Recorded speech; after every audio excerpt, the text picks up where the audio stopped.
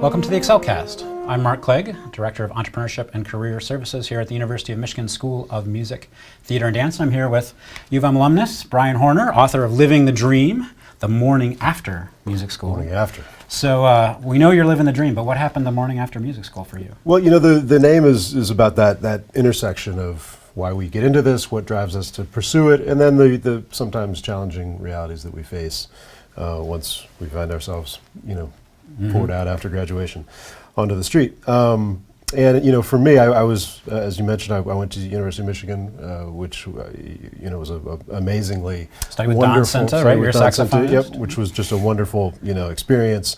And I had a lot to learn when I arrived. I had grown up in a small town in upstate New York, big fish in a small pond.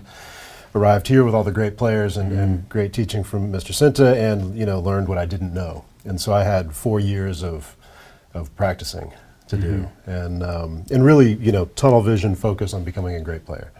And so I think that was in the late 90s. There was less of an emphasis on career services, career planning. But even if there had been, I was learning to play in tune and play steadily, things have develop a changed a tone lot and all since that. then too, right? Yeah. Absolutely.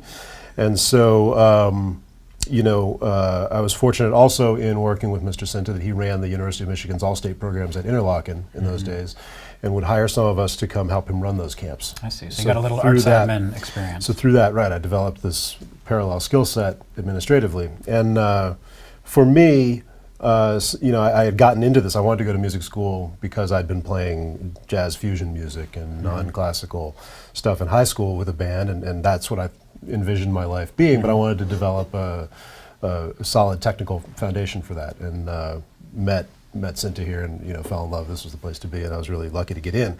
And then I kind of got swept into the classical saxophone mainstream, such as it is, and altered my plan. I wanted to get 3 degrees and be a college professor. And sometime late in my time here, I kind of realized that the academic avant-garde focus of classical saxophone, although it was interesting and challenging and for some people the right path, for me artistically wasn't really what I was feeling. And I kind of, through some soul searching, got back in touch with what I had originally wanted to do, and I decided that I wanted to, after graduation, broaden myself as a player. So you went to Nashville. So I went to Nashville, where lots of things are happening. It's known for country music, but everything's happening there. Huge on a world recording class, industry, all sorts of stuff happening. Big music industry place. Right. And Mr. Cinta was very supportive of that, and which was great. And so because of my administrative skill set, I was able to get a job right after college with the Nashville Chamber Orchestra. I was the third. There had been 2 employees. I was the third. So with such a small staff, I got to do everything from producing radio spots and getting radio sponsorships to loading music stands in the van, Artist life. That's right. And then I kind of went back and forth a little bit. I did that for a couple of years and realized I wasn't fueling myself as a player as much as I wanted to. And I left that job and taught lessons and practiced and took some jazz lessons and did some playing things for a few years. And then at this point I was engaged, I guess, and was kind of eyeing grown-up life. Engaged to be married? To be married, oh, right. Wow. Through somebody I'd met in my first job at the Chamber Orchestra. And had an opportunity to go work at Warner Brothers Records, so I went back into the business side of things and worked in publicity and marketing for some country music and a lot of lowbrow comedy, like Larry the Cable Guy. Major departure. I saw that on your discography, right? Yes, I put that on there as a joke. I did a small voice part on it's called Christmas Time in Larryland. Awesome. Yeah, an artistic highlight. Who would have known? An artistic highlight for sure. And same thing. Although I did do, I think I made an album while I was at Warner Brothers. I was still teaching college saxophone in the evenings. And you've been doing that all the way through? Yeah, I've been doing that for about 12 years now. Yeah. And so although I was doing some things, it was all after hours, and I was married. It was all just squeezed too much, and the corporate environment was sort of toxic. And again, I was unhappy. So once again, I'm soul searching and starting to wonder if it's me. That's the problem. So this is when you found Sound Artist Services. Sound artist support. Yes. Support. Yeah, Sound I had a bunch of support. conversations with people I knew in the business, and one of them was with a songwriter who came in was running late because she'd been finishing the design on a poster and mailing the poster, and she said, I can't do it all. I don't have the budget for a full-time person, but I need a part-time person who can, who knows how to do everything. Right. And you said, and my experience lined up with that, and so that was kind of my aha moment. Right. And I quit my job with a baby on the way, and started that. Signed her as my first client. Shortly thereafter, I started working with Jeff Coffin from Dave Matthews Band. And I've been really lucky to work with a number of people who I've been fans of and whose music I really love. And That's great. All over the musical spectrum, classical, world, jazz, a little bit of country, but not much, interestingly. So Nashville's a real meeting point for Yeah. all sorts of art. Yeah, so and you're so- living the dream. I mean, one of the things you're doing is, what we talk a lot about in entrepreneurship circles is the portfolio career, right? And some, I think, students see that as a kind of backup plan. If they don't get the big orchestra gig or they don't get someone else taking care of them and they have to take care of themselves, then they sort of kludge this all together. But this, what I'm getting the sense of is that this actually is, you have found sort of looking for a more satisfying or more rewarding life artistically and personally. Correct. That bringing all of this stuff together and having your recording stuff, your teaching stuff, your performance work, but also the management stuff. Right. And writing and teaching, as all part of a multifaceted career that Right. seems to be, is that more satisfying Absolutely, than any one yeah. of those For things? me, when I was doing any one of those things full time, there was something missing, and so I've kind of created this path that didn't exist, and it's not the right path probably for anybody else. So my point in this, and when I talk with students, is that you can kind of make it up if none of the prescribed paths are right for you. Right. Those are all great paths, but if they're not right for you, they're not right for you. Yeah, everybody needs a custom career in some ways, but I think we're finding, talking to even freshmen who are coming in, they all have all these ideas. Right. And one of the things we're trying to make sure doesn't happen at music schools, we don't cancel any of those dreams as part of just sort of opening doors rather than making the focus on the skill of playing music just be something that reduces your imagination about other things. So one of the things I love about your book is that you really put what you've learned into terms that musicians will recognize and understand. I mean, you're talking about rhythm, you're talking about intonation, you're talking about stage presence, you're talking about programming concerts here, and then using those as metaphors to discuss the career challenges you faced and how you address them. So let's talk, for instance, about intonation. So you moved to Nashville. Right. How do you be in tune as a professional with the in Nashville? scene, right? Yeah. What does Well, that mean? that came out of kind of reflecting on the things that had been most important in terms of my ability to make what I've made of my career, and one of those is the tremendous importance of the relationships that you build. And, So networking, getting along with people. networking, but in a way where you're building genuine and positive relationships and impressions. Much of my career today is based on the people that I met in 1999 and 2000 when I first got to Nashville. And so in thinking about these metaphors, I'll talk to kids and I'll say, how do you play in tune? What do you need to do? And invariably they say, you need to listen. I say, exactly. And once you've listened and made some decisions, what do you need to do next? And they say, you need to adjust. Exactly, listening to others and adjusting. And that's true not only in intonation, but in business relationships and in all relationships, really, friendships, marital relationships, everything. So, and that point, it's assumed that you're a great player. Okay, if you're making a serious go of this, anybody who's doing that is a great player. That's assumed. University of Michigan's taking care of that.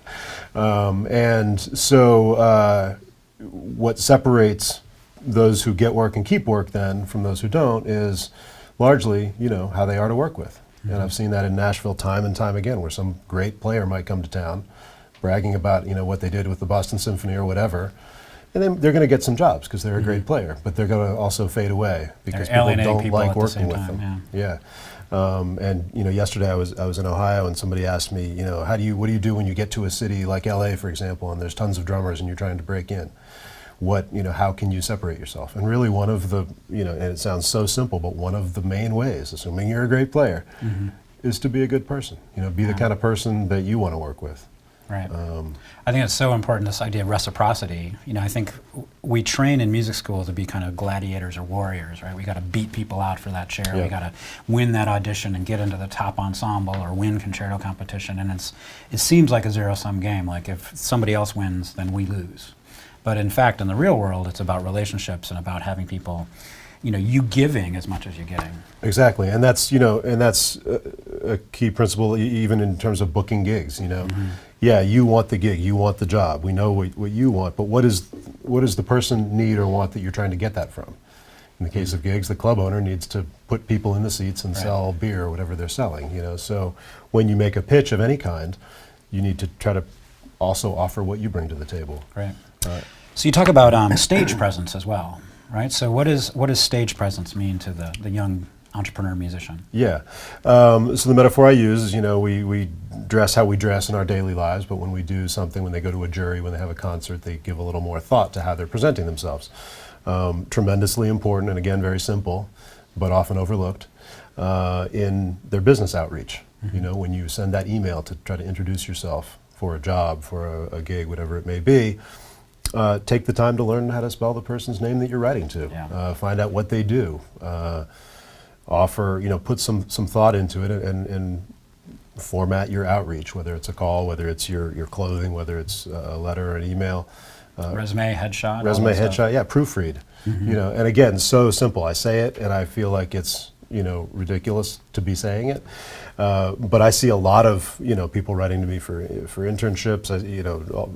My students, materials, my saxophone students. It's just amazing how, and I think as we as a society get less and less formal in terms of texting and all of that, that's a skill that's kind of maybe becoming less and less common. So really, it stands out when somebody presents themselves professionally. Yeah, I mean, so as a just kind of a reminder. musicologist, I teach a lot of writing, and I think that's, it's an important thing, not only for musicians to tell their story about who they are, but also, again, to be recognized as a professional, someone who's taking care of business, who's detail-oriented. All those things you want on the stage come across in a cover letter. Yeah, it's just take that same care that you do in how you wouldn't write off articulation completely. Right. That's an attention to detail thing. So, Yeah.